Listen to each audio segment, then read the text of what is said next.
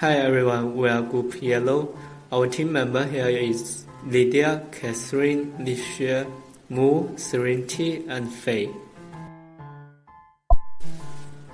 As the different cultures we were facing every day, cross-cultural communication is one of the most important things we need to learn. So our topic today is cross-cultural communication. Today, we've divided our presentation into its 6 parts.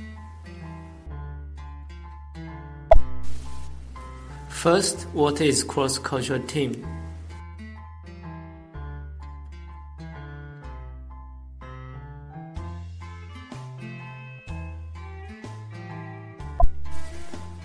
Cross-cultural is happen when there is multicultural in a group of people, such as study or doing business in new country. People will find it is harder to communicate in a cross-cultural team, such as different language using, different way to talk, and different behaviors. What are the factors lead to a cross-cultural relationship? First, the multicultural collision. Second, trying to fit in a new culture. And thirdly, the work with people from other cultures. Communication is the first and one of the most important part for us to develop in cross-cultural team. It is important for us to understand how people communicate in a particular culture, because culture forms the rule of behavior, speaking, and interpretation. To understand the importance of cross-cultural communication will help us to achieve our goal in the different culture. Study cross-cultural communication will help us to understand others, to fit in the environment, and to learn from others. Second, the importance of cross-cultural team in the organization. Embracing diversity in the workplaces is an essential step for business that want to be competitive on an international scale. There are some advantages of building cross-cultural team in the workplace. First, business opportunities. A multicultural team can give the organization an important benefit when expanding into new market. Understanding local news, regulation, and native language skills from the multicultural workforce can help a business get familiar with diverse markets and become more competitive and profitable. Second, better performance. A diverse team is able to offer a range of experience, expertise, and working method, which can boost problem-solving capacity and lead to greater productivity. Also, a multicultural team fosters health competition, stretching a team in a positive way to achieve their best. This atmosphere of health competition can lead to the optimization of company process for greater efficiency. Finally, increased knowledge. Cross-cultural groups tend to consider issues from a broad range of perspectives and so generate a wider range of ideas and drive innovation. Working with people from different backgrounds exposes you to a wider variety of experience and knowledge. Then you may have the opportunity to access in your home environment.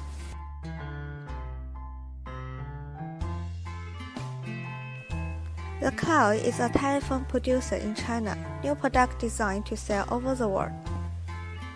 New team member from India and Thailand to help team with customer demand from other countries. Today we will discuss our new product design with new partner. This is Shanti from India, and Moon from Thailand will be joining the meeting via FaceTime. The agenda for this meeting is to discuss the camera in the new phone to be launched. Okay, let's call Moon now.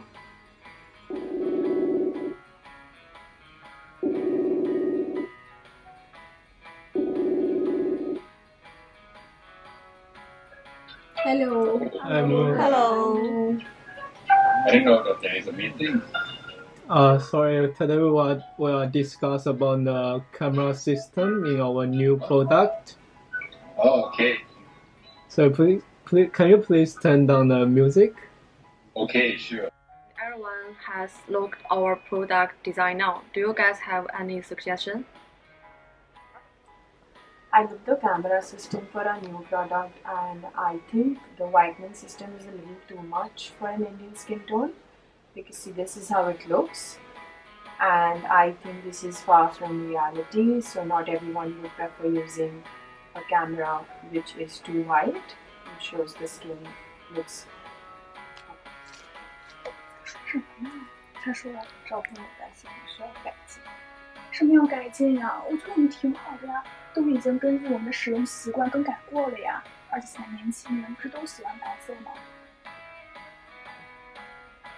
Excuse me, can you guys speak in English language? Because me and Shruti cannot understand Chinese language. Yeah, I like your idea. So I take two pictures from two systems. It shows the skin is too white for me. I don't really like the whitening systems. I think it's also same to other customers in different countries. So it's really good idea. We can work on it. Yeah, Shruti looks uncomfortable. I think it is rude to touch her. Sorry guys, I have to go now because today is a water festival, one of Thailand holiday. So I have to spend my time with family and celebrate with them. So good luck. Bye. Yeah, you should check everyone's availabilities before next meeting. Yeah, sorry about today. I forgot to check most availability. I will check next time. Sorry about that. I think now that Moon has left the meeting, there is no point in discuss further. We will now able to get everyone input. Nice. We are a cross-cultural team now. We need to change the way we work with others.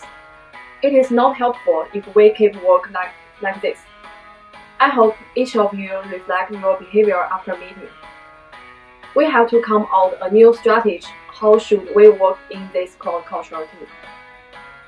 From the role play, we can show that few cultural clash happens in the company's meeting. Firstly, from the roleplay, there is issue from the different language using. Some team members came from China and they used Chinese to discuss during the meeting. They didn't consider the basic facts that other foreign members didn't understand Chinese. This behavior is rude to them. Secondly, there is issue from body touch. Shunti is an Indian girl. In Indian traditional culture, Yang touch her shoulder while talking, which considered as inappropriate action for Indians to touch female directly. Thirdly, the issue of understanding culture from other countries. Moon has left the meeting early because it is Thai's national holiday at the moment. However, no one acknowledges that. Cultural diversity in workplace.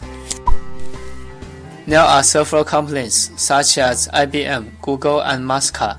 They have succeeded in creating multicultural teams overseas. Those companies nurture a diverse global mindset and values that enables them to gain access to a greater variety of task-relevant expertise from people with distinct backgrounds. They also try to improve employee participation by giving the authority to employees and attempt to encourage them to express opinions and ideas. In order to obtain insight and support decision-making, they also provide employees with training course on multicultural practice to increase their cultural awareness, which ensures that everyone acknowledges the difference and can collaborate with a colleague without obstacle relating to cultural barriers. On the other hand, owing to the absence of cultural consciousness and adaptability to an unfamiliar culture, some companies have failed to overcome cultural obstacles that hinder them from constructing an essential multicultural team. In addition, due to a restricted mindset, bias, and disharmony, an ineffective multicultural team can interrupt the procedure and boost the trouble of collaboration. Elements of cultural communication. Cultural dimension. There are 4 dimensions under it. The first dimension is power distant in depth, which refers to the degree of inequality that exists and is accepted between people with and without power. In a high PDI country such as Malaysia, people like to be guided and directed to complete a task. If a manager doesn't take charge, they may think that the task isn't important. Second, individualism versus collectivism. This refers to the strength of the ties that people have to others within their community. Central American countries have very low IDV scores. In these countries, a marketing campaign that emphasizes benefit to the community would like to be understood and well received, as long as the people addressed feel part of the same group. Third, masculinity versus femininity. This refers to the distribution of roles between men and women. If you open an office in Japan, you should recognize you are operating in a traditionally patriarchal society. Finally, indulgence versus restraint. Indulgence society tend to focus more on individual happiness and allow relatively free gratification of natural human desires related to enjoying life and having fun. Whilst restrained society are more likely to believe that such gratification need to be curbed and regulated by strict norms. The second dimension is verbal communication and behavior. What we say and how we say it is clearly one of the biggest barriers that affect communication. However, even when speaking the same language, the way we say things can strongly influence how a message is received and interpreted. Because the audience cannot understand your accent, or you speak too fast, the information audience gets may change completely. Vocal expressions varies greatly in different languages. Loudness and softness of speech is often culturally influenced. The third dimension is communication style. The way we express ourselves is also guided by culture. Each culture has its own rules. For example, in hierarchical cultures, there are formal rules such as not speaking before someone older or superior. In hierarchical society, it is common to refer to more senior people by their full name, which show respect. The fourth dimension is nonverbal communication and behavior. Nonverbal language includes body language, objective language, and environmental language. For example, direct eye contact is considered important for many West cultures. However, it can be seen as disrespectful for other cultures. In Russian and Greek cultures, it might be normal to touch someone while talking. However, it is not as common among in Japanese and Indian cultures. In conclusion, awareness is the first step. Observe how people communicate with you in person, on the phone, and by email. Second, know your facts. Try to learn more knowledge about the new country. Hone your cultural rapport. Sometimes when managing international business relationships, you need to go beyond your personal comfort zone.